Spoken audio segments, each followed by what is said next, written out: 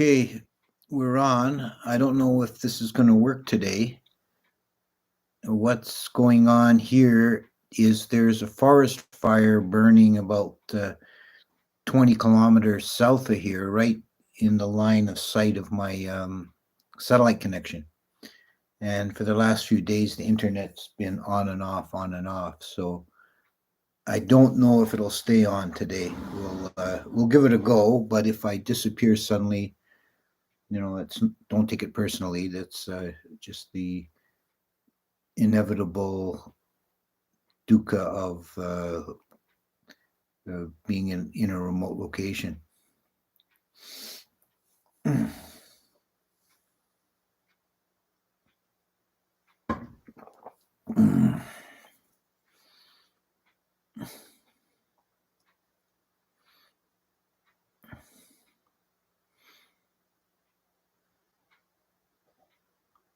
We got a few people checking in. We got El Salvador, Portugal, Naples. It's great.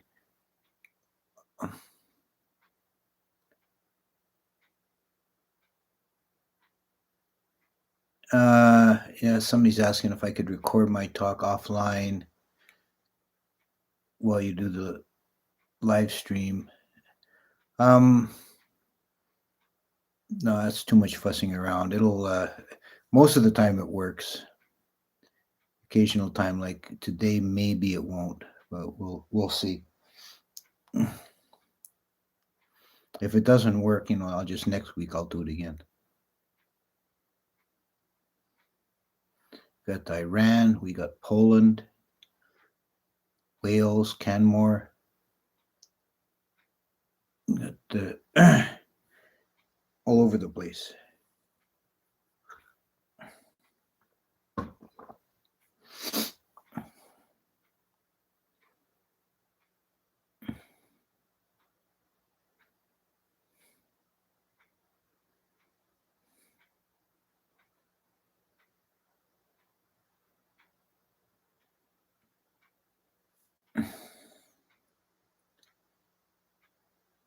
Okay, more people checking in.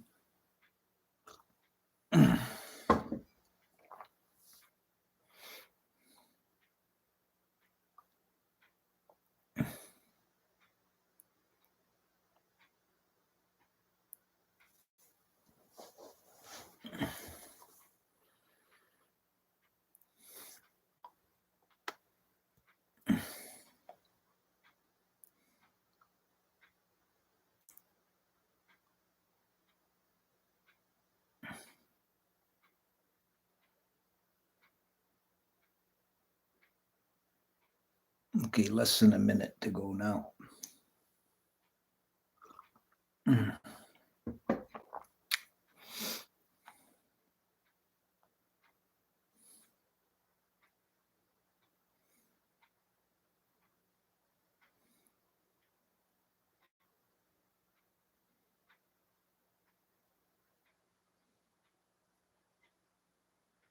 It's 6 o'clock.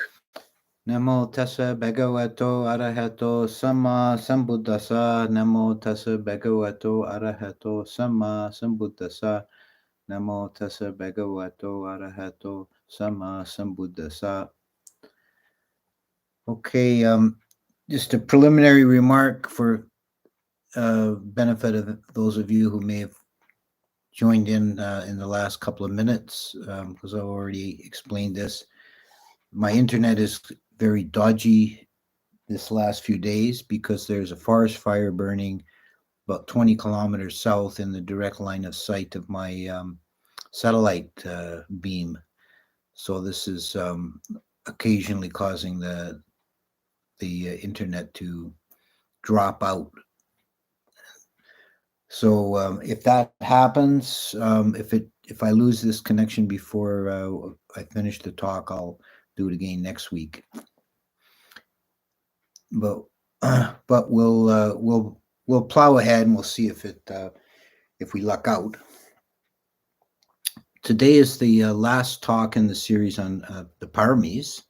We're doing upekkha, equanimity, and that takes a place of honor right at the end of the list is the crowning virtue, one might say. Upekkha has a very important place in the Buddhist teaching. It comes up again and again in all kinds of different contexts. And it has different shades of meaning and different connotations, depending on how it's used and what the associated states are. So it's a bit difficult to talk about in a broad brush way. Upekkha is, in some aspects, it's classified as a Vedana, one of the feeling tones, and in others as a Sankhara, as a mental formation. So it has already this kind of dual aspect. The simplest form of upekkha is just neutral feeling. It's a word that's sometimes used for the more precise term that's used in the Abhidhamma, adukkham sukham, not happy, not sad, or not pleasant, not painful. It's neutral feeling. So that's not a particularly advanced. It's not a spiritual virtue. It's just a simple feeling tone, and probably the most common feeling tone. So that's not very elevated, but that's the simplest use of the word. As a mental formation, as a sankhara, it has the sense of being in balance and equipoise, not becoming upset, not succumbing to emotional reactions, but staying on an even keel, being balanced. And obviously that's a huge benefit in any situation, if one can keep one's cool and be centered in any kind of difficulty, any kind of challenge or crisis, then it's a real benefit, a real gift to be able to do that.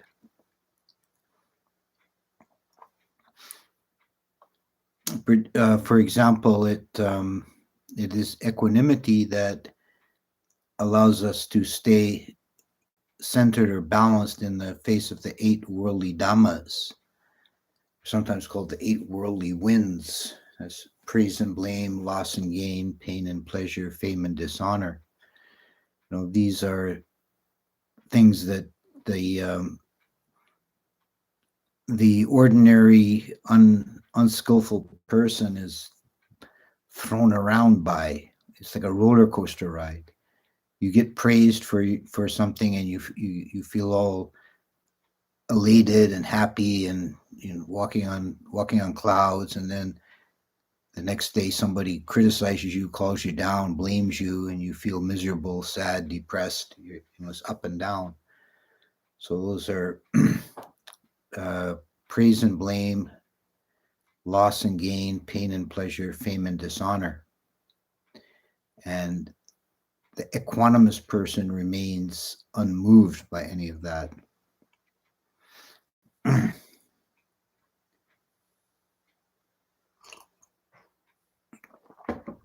But just takes every situation in stride and deals with circumstances as they arise appropriately, without being either overexcited or depressed, or losing one's cool in any way.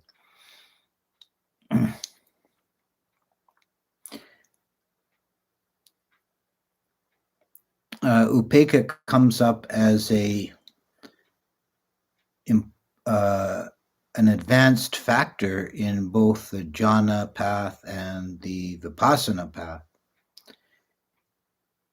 In the jhana path, we have the definition of the 4 jhanas. The The fourth and highest jhana is based on equanimity, upekkha. Second jhana has piti, rapture. Third jhana has sukha, bliss, and these are surpassed by equanimity. So upekkha is better than bliss, than sukha. It's considered a more elevated state. And this type of upekkha is not the simple neutral feeling. This is a profound peacefulness. So it's been called poetically sukham param sukham, the happiness that's better than bliss. So it has this elevated state of being completely at peace.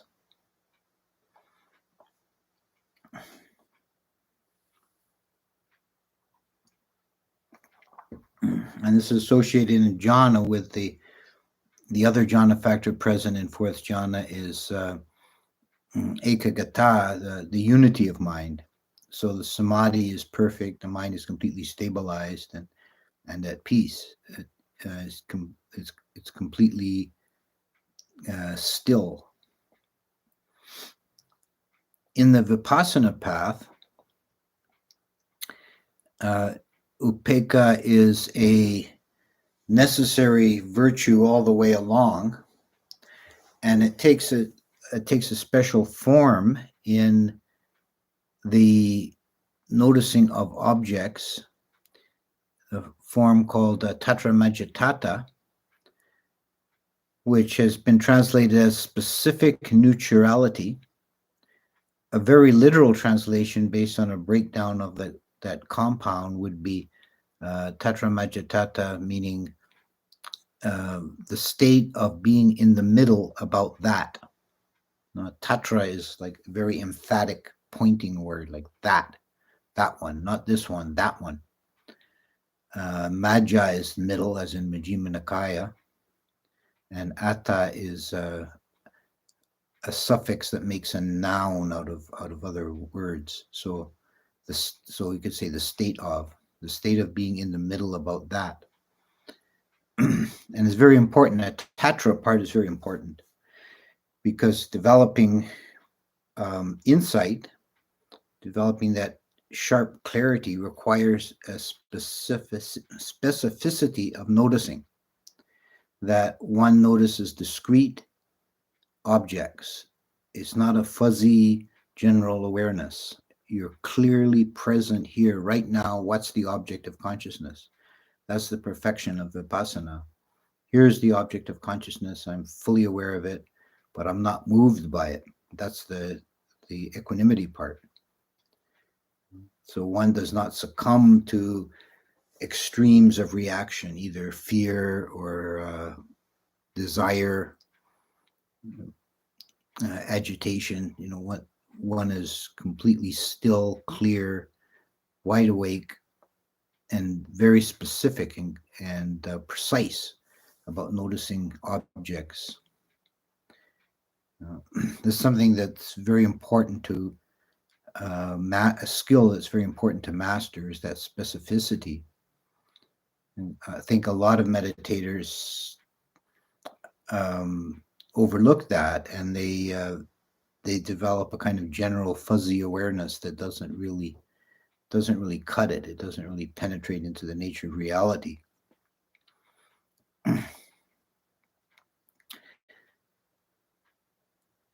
So another application of upekkha in terms of the vipassana path is the state of equanimity about formations, which is an advanced stage in the progress of insight.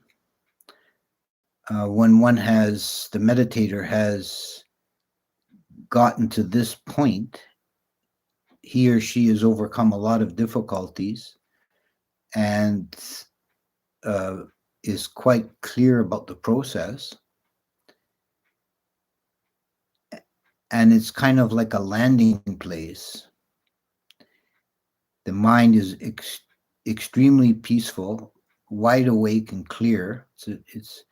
It's a very pleasant abiding, but it's equanimous. There's no associated bliss or excitement. It's just a clear, steady, bright, wide awake mind.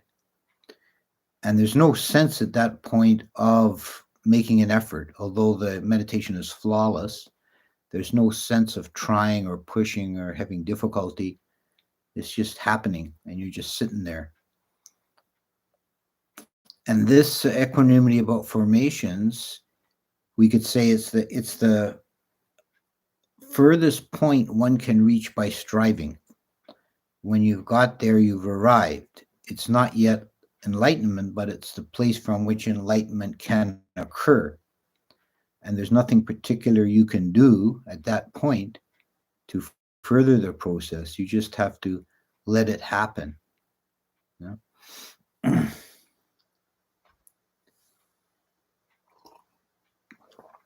And that's called equanimity about formations.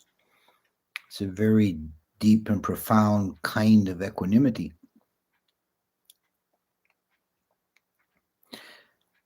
Then there's equanimity as a brahmavihara. Now there are 4 brahmaviharas: metta, karuna, mudita, upekkha, or loving kindness, which we spoke about metta last week. Metta, karuna, compassion; mudita, sympathetic joy; and upekkha. And the first 3 are all kind of variations on a theme. There's a great similarity between them. And as meditations, they're developed in pretty much the same way. But upekkha is separate and different and transcends the other 3. It's considered at a higher plane than the other 3, because metta, karuna, mudita, they have still, they are associated with an aspiration. May beings be well and happy. May they be free of suffering. May they continue to enjoy good fortune.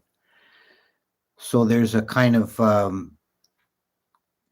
a subtle aspiration in the mind. So the mind's not completely at ease with the present situation. It's an elevated aspiration. It's a noble aspiration, but it's still a movement of the mind. Whereas in upekkha, there's just a recognition, no, this is the way beings are, and just an acceptance of beings in their own nature, their own state, without any wish for things to be different. The traditional contemplation for upekkha is based on karma. You recognize beings are just the results of their own karma. So whether they're happy or sad, or whether they're noble or base, whether they're high or low, no, they're still just beings in the grip of their own karma. Now that's kind of an abstract contemplation. I have heard of a more perhaps accessible contemplation, a way of arousing this sense of upekkha, which is really recognizing that quality of beings that is universal. Beings are different in many ways. That no 2 beings are exactly the same, and we can classify beings in all kinds of ways, and different realms of being, different types of humans, 2 genders, different ages, all these kind of classifications. But there's some aspect of beings that is absolutely common, universal, and that's what we're focusing on: beings just as beings. And the contemplation is to take it one being at a time and recognize this being just wants to be happy, doesn't want suffering. And that's one aspect of beings that we could say is universal, and it ties in somewhat with the other brahmaviharas. So there we go. This being just wants to be happy, doesn't want suffering. I've used this, for example, if I'm riding in a car on a highway, I'll glance at the faces of the oncoming drivers and raise that thought: this being just wants happiness, doesn't want suffering. And that cuts through any kind of discriminative thought one might have about different types of beings. They're all just the same in that way. And that applies to non-human beings as well. Animals, for example, just want to be happy, don't want to suffer. So that's equanimity as a brahmavihara, which is equanimity directed towards persons. So it's not as enlightened or as advanced as equanimity directed towards dhammas, which is what we talked about with vipassana. We're not regarding persons, which is, after all, is a mental construct, where dhammas are classed as ultimate reals. So with it's cutting deeper to have an equanimity about dhammas.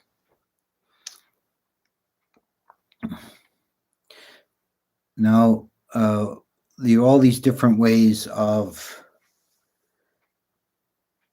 putting equanimity into practice, and we come to this particular topic, equanimity as a parami. Now, the paramis are, as we've been saying throughout this series, they're mental virtues that are developed and are carried forward, that we can take forward even into future lifetimes. And the more we develop our 10 paramis, the stronger spiritually we will be. And we can lose our paramis if we neglect them, or if we go the opposite way. So strengthening the parami of equanimity means maintaining an even balance in all situations, not allowing oneself to be overcome by passionate emotions, either positive ones of desire or negative ones of fear or anger, but maintaining a center, a clear, calm center. And the challenge, and when we strengthen the parami, is when the external situation is difficult in some way, when we're facing some serious challenges in life, and we don't let ourselves be overcome by fear or despair, hopelessness.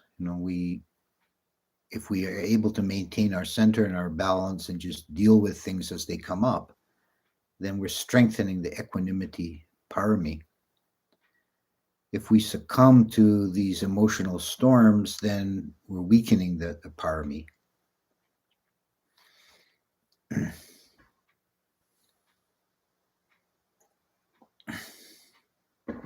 the Jataka stories, the Jatakas where the Bodhisattva develops the Upekkha parami, is always, and these Jatakas, you have to recall, are the previous births of the Buddha, and they can tend to be extreme when they're talking about the paramis, because the Buddha didn't just take them to a high level.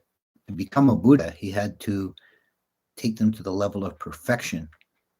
So the Jatakas where he develops parami, he's being in some very terrible situation.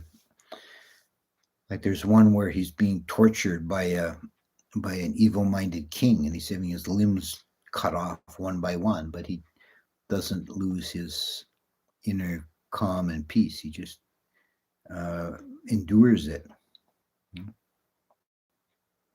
So this is tied in also, and all these paramis support and strengthen one another. So this is also tied in with the Kanti parami, which is patient endurance.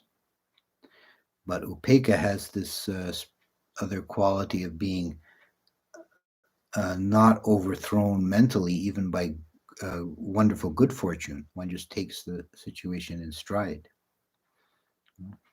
There's a Taoist story that I think it's from the Tao Te Ching. I can't recall exactly, but it's a Taoist story about a farmer whose horse runs away, and his neighbors are all expressing their sympathy.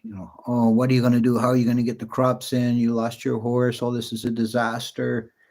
And he's just calm and says, oh, well, could be good, could be bad. Who knows? Then a few days later, his horse comes back, bringing another horse with it. So now he's got two horses, and the neighbors are all jumping with joy for him and clapping him on the back. And, oh, what a lucky man. And he says, who knows? Could be good, could be bad.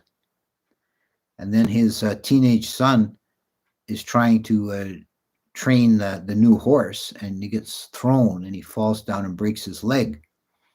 And the neighbors are all upset again, and he's still calm. He says, oh, who knows? Could be good, could be bad.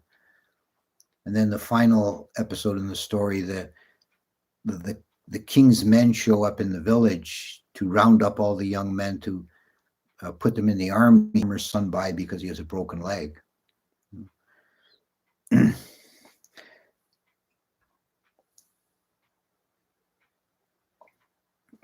Another Taoist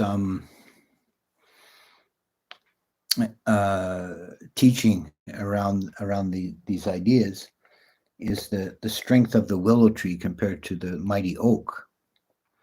When the oak is big and tough and strong limbs, but when a storm comes, the branches of the oak crack and break, but the willow just bends with the storm, and the storm passes and it returns to its natural state. So this is a deeply important metaphor. Equanimity doesn't mean being cold-hearted, being stiff and rigid. It's having that fluidity of mind, that inner peace, that the storm comes, but we deal with it. We don't just ignore it. There is a kind of corruption of equanimity that could be called indifference. In Thai tradition, they call it the water buffalo equanimity. I've also heard it called tree stump equanimity, which is just the equanimity of dullness, which is not spiritually uplifting. If you're just too dull to care, then that's not equanimity. That's just a dark indifference. The elevated kind of equanimity, the upekkha as a parami, is associated with a bright, clear, wide-awake, open mind. It doesn't ignore anything. It doesn't suppress or repress anything. It is fully aware of all the circumstances, but it's not overthrown by them. It retains its calm and clarity in all situations.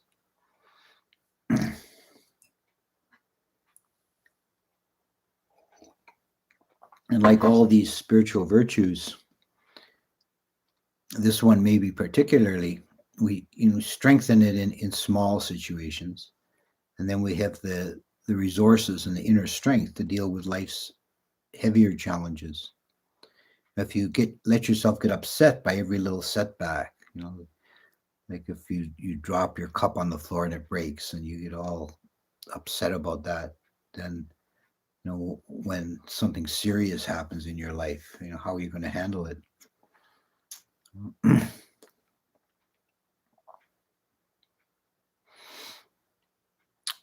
So I think that's all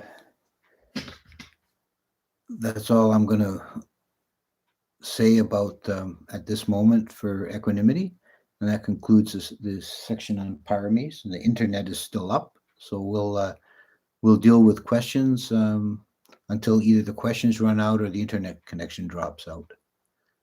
Let's see. First thing here. Tree stump equanimity seems a bit like stoicism, turning your heart to stone, turning yourself into a walking, unfeeling statue in order to deal with ups and downs of life, a kind of cop out.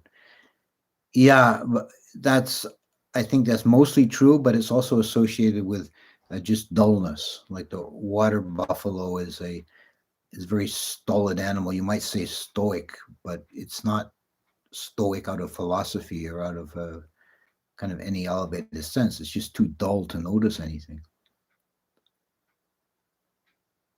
So, in terms of the parami, should opeka be seen as a quality attendant to, or suffusing all other paramis, or is it a separate culmination? Um, yeah, that's an interesting dichotomy. I think, in a way, it's both. It's definitely an independently defined quality, but it does have an underlying. All the other paramis could said to have an underlying basis in equanimity.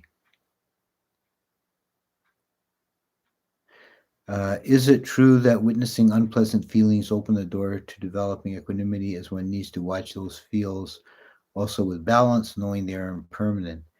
Yes, this is the practice of Vedanusati, awareness of the feelings.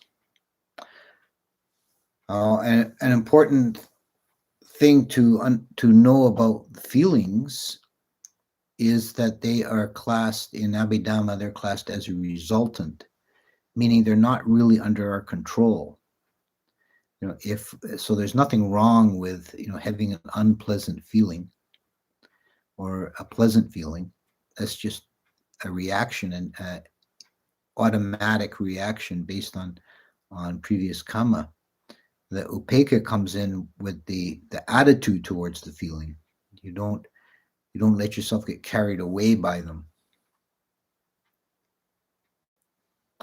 Is equanimity preceded by renunciation, or they are not related? Well, all the paramis are related in some way, and renunciation would certainly be a benefit or an aid to equanimity, because you can get away from that grasping mind, which one of the sources of throwing us off the center is the grasping mind. Now, there's the push and pull. There's either desire and longing, or there's fear and loathing, the two sort of sides of it. And equanimity doesn't succumb to that. And if one is as practicing renunciation, vikama parami, then you're cutting off avenues, you're renouncing avenues of falling into those traps. Should one intentionally plunge oneself into challenging situations to build one's equanimity? I don't think so. I don't think it's really as a general thing. I wouldn't want to be, I wouldn't want to be too strong on that, because I think I would maybe make it a bit more nuanced and say that one should be willing to take on challenging situations if there's some higher benefit. One shouldn't be afraid. One should be able to challenge oneself, but just to take a challenge for no reason, just a blind, walking into danger is not. I don't think that's necessarily wise. But if there's some difficult situation that needs to be faced to gain a higher benefit, one shouldn't, develop equanimity. You wouldn't back away from it. You would just go through with it. In day-to-day life outside meditation, can you be happy and unlifted and equanimous at the same time, just allowing happiness to be unfold without being sad when it goes away? Would that be opeka? Yeah, I think that's well said. That happiness, is a resultant. It's an experience that we have, and there's nothing wrong with it. It's actually uplifting to the mind. Becomes problematic if we grasp after it and try to hold on to it. When the equanimity remains as a mental formation, even in the state of happiness, when one is not unbalanced by it. You allow yourself to enjoy that happiness without being consumed by it. Is there a difference between equanimity in the Pãramīs and equanimity in the brahmaviharas and equanimities during meditation? Yes, they're all subtly different. They're all variations. Equanimity in the Pãramīs, if I had to put a short definition on it, I would say it's like a life attitude. It's a way of holding the mind as one goes about one's life. And equanimity in the brahmaviharas is equanimity directed towards persons.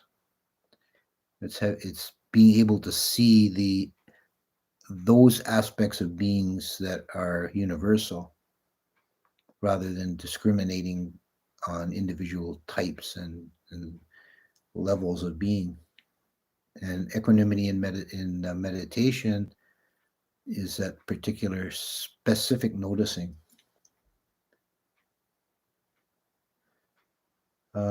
If during meditation the attention stabilizes after some rigorous effort and small glimpses of pleasant calm arise, is that in the direction of equanimity?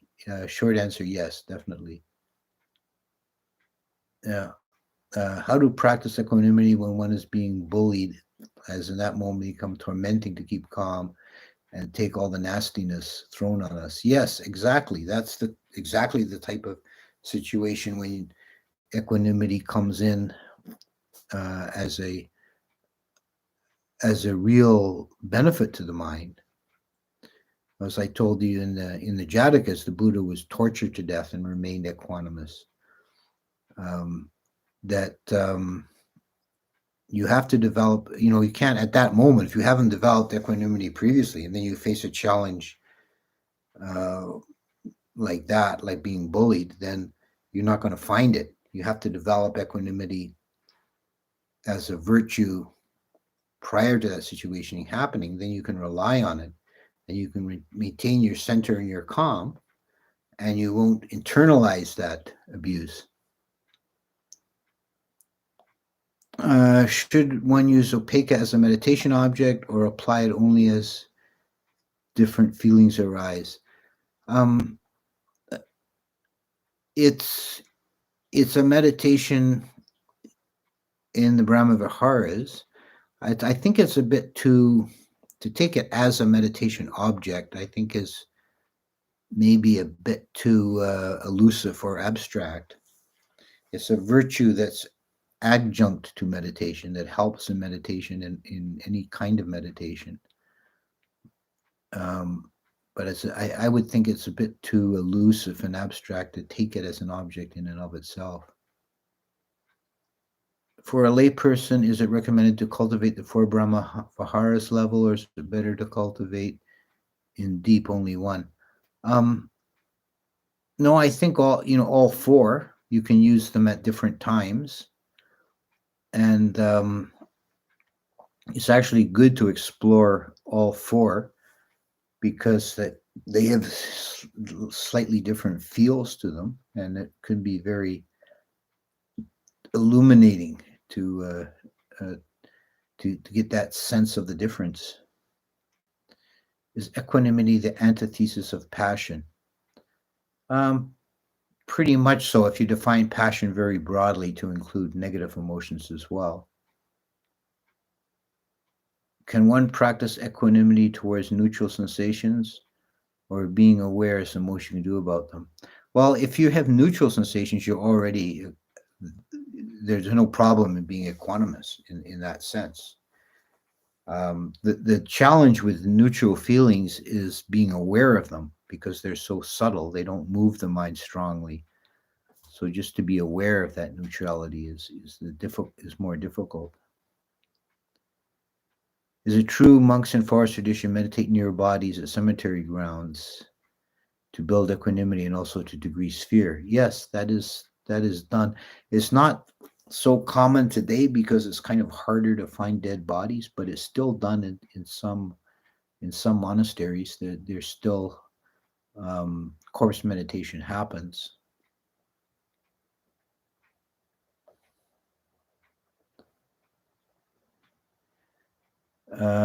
If you develop meditation through Upeka and get into jhana, would you go directly into fourth?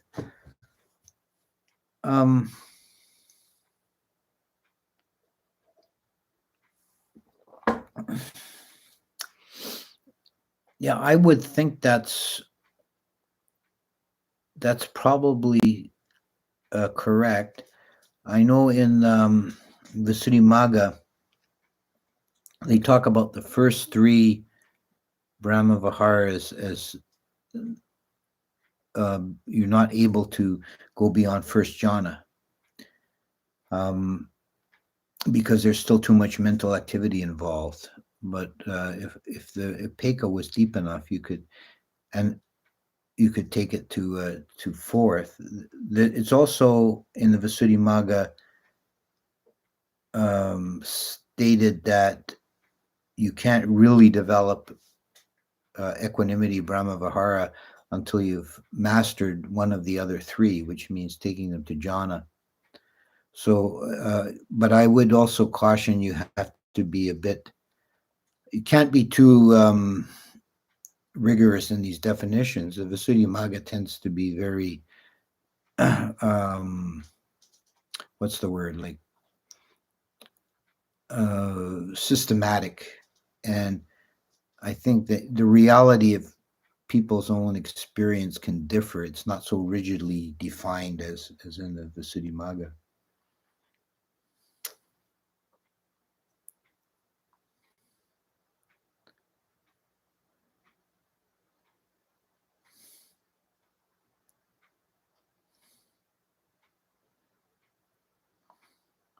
Are neutral feelings dangerous in the sense someone can attach to the comfort of such feelings and become lazy in practice? Not if they're associated with bright, clear mindfulness, like in Equanimity about formations. They would be a danger if they're associated with dullness. That this is the state of mind that in the Thai tradition they call it bhavanga mind, which is a word taken from Abhidhamma, but it's not used in the same way. In the Thai meditation tradition, they talk about bhavanga as being the state that sometimes you can fall into when you're meditating. That's also called, they also call it miccha samadhi or false samadhi, where the mind is very dull and it's sort of pleasant because it's peaceful, but there's no clarity. It's almost like a hypnotic state, and it's something to be avoided. And that's a kind of a type of very deep tree stump equanimity. That's not to be sought after. But if there's bright clarity in the mind, then there's no danger. Namaste. Is it possible to study Abhidhamma on my own? Yes, sure. Just get some good books. There's Bhikkhu Bodhi's translation of the Abhidhamma Sangaha, which in English is called Manual of Abhidhamma. That's a great place to start. And there's a really excellent book came out not too long ago. I don't know, maybe 10 years ago. Theravada Abhidhamma by Karuna Dhamma. That's maybe I would recommend that as a second book to read.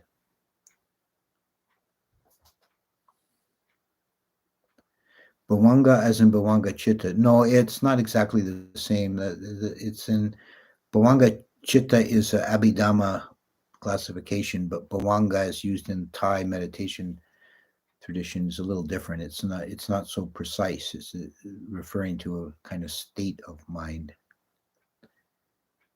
It is very difficult to practice meditation in time of good. It is very difficult at times to practice equanimity in time of good fortune. It is easy to get carried away despite knowing at the intellectual level it is impermanent. Yeah, that's something that one needs to work on. And one of the kind of paradoxes is that you'll actually enjoy the good fortune more if you give up attachment to it, because you're going to lose it eventually, sooner or later, usually sooner.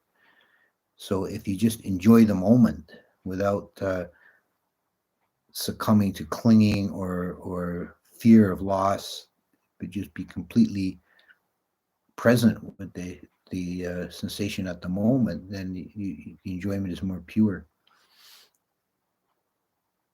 Equanimity seems to protect you from becoming purely reactive. Succumbing to passion of any kind seems to dilate consciousness. Awareness is myopic. Equanimity seems to be a key for progress.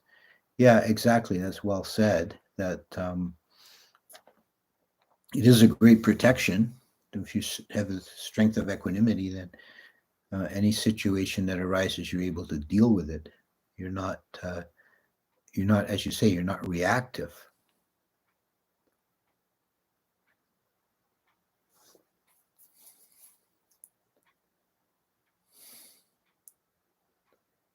There's some advice on places to look for Abhidhamma teachings online. Yes, there's a lot. Bhikkhu Bodhi is excellent. There's a lot of resources online as well.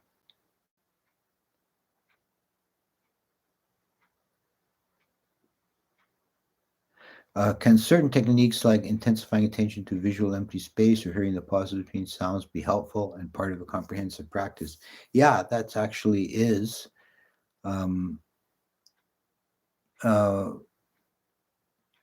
It's actually something that you can do with paying attention to space. It's just something you can do on a kind of a casual level, momentary level. Like you're in a room, we tend to focus on the solid objects, the walls and the furniture. But just try shifting your attention to the space defined by the room, and see that's actually more peaceful. You can just do that casually, for a few moments here and there.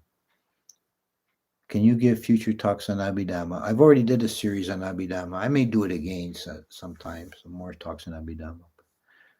I'm not planning to pick it up again soon.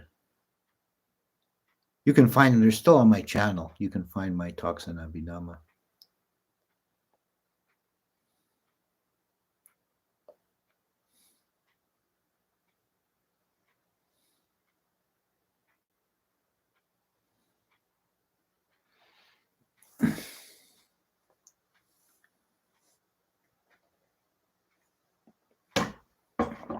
Last question. We should remain equanimous toward neutral feelings too.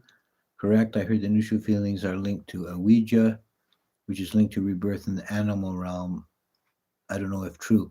Yes, neutral feelings, if one is not mindful of them, that if you fall into this water buffalo equanimity, dull equanimity, then leads to avijja, ignorance. Just as pleasant feelings lead to desire and unpleasant feelings lead to hatred. But this only applies if you're unskillful with them, if you're unmindful. If you're mindful of them, then there's no harm to any feeling. It's just a feeling. Does an arahant need to practice equanimity like a bodhisattva, such as getting tortured without losing balance? Well, it's not something that an arahant needs to practice. An arahant is beyond needing to practice anything, but they would have a very high level of equanimity just naturally. Equanimity can be tough in relationships. Yeah, sure. Yeah.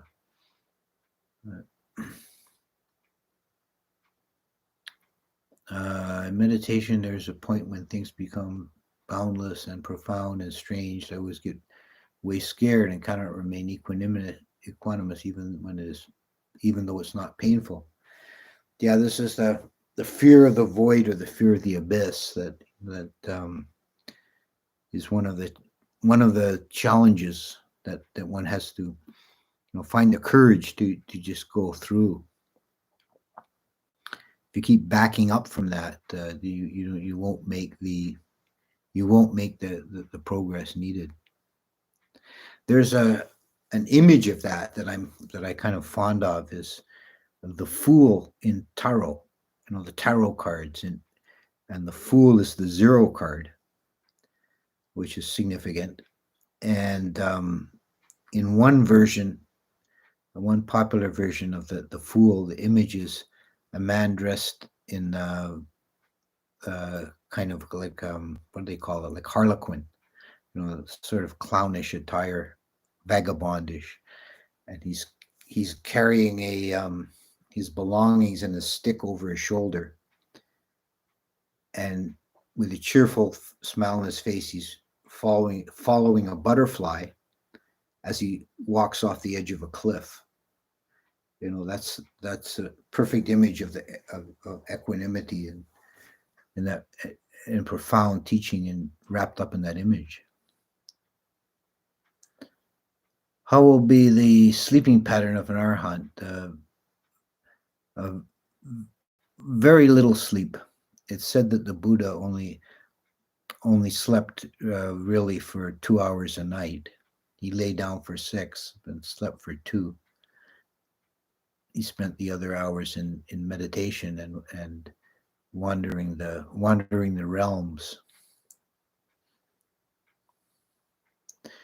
It seems to be impossible to go through that fear of this utterly profoundly. Should we try again and again, or maybe there's a need for a completely different approach?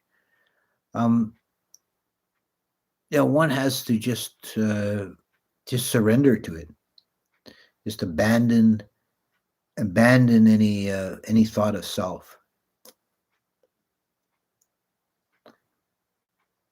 If one practiced dana with equanimity, is a different kind of merit.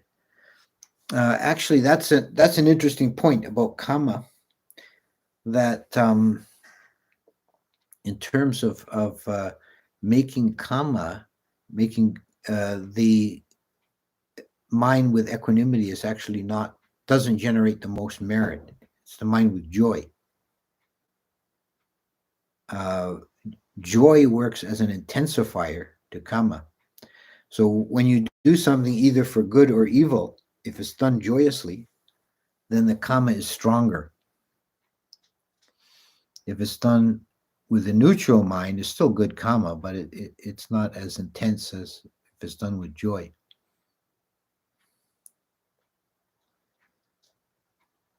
Does reflecting on this idea, everything is pleasing to me, will become otherwise, help in building equanimity? Yes, yeah, it does. Like if you reflect on that, everything that is mine, beloved and pleasing, will become otherwise, will become separated from me. Then that builds equanimity, and undercuts that attachment that makes equanimity impossible. Or could there be even more harder challenges after you get there? I think that's referring back to the previous question about facing the fear of the void. Well, there's always, until the final liberation, there's always more challenges. But you don't progress through them by backing away. Is becoming joyous at the time of performing merit opposite of equanimity? It's not really the opposite. It's equanimity is considered, in general, it's the higher state, because it leads to enlightenment and leads out of samsara.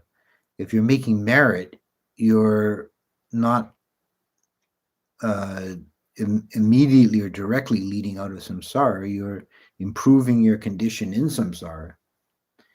And joy is a intensifier of that.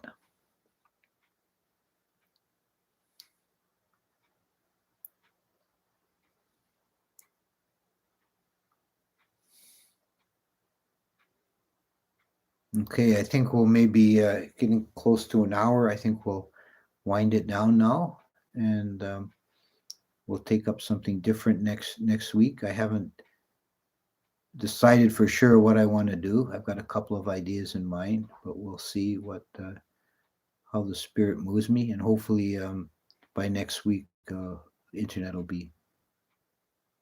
be solid. And we lucked out today. It stayed up for this whole session. I was a bit nervous about it because as I was getting ready for this session, the internet dropped out twice in half an hour prior to this session. I had to reconnect, but now it's stayed up. Okay, thank you all, and we'll see you again with something different next week. Okay.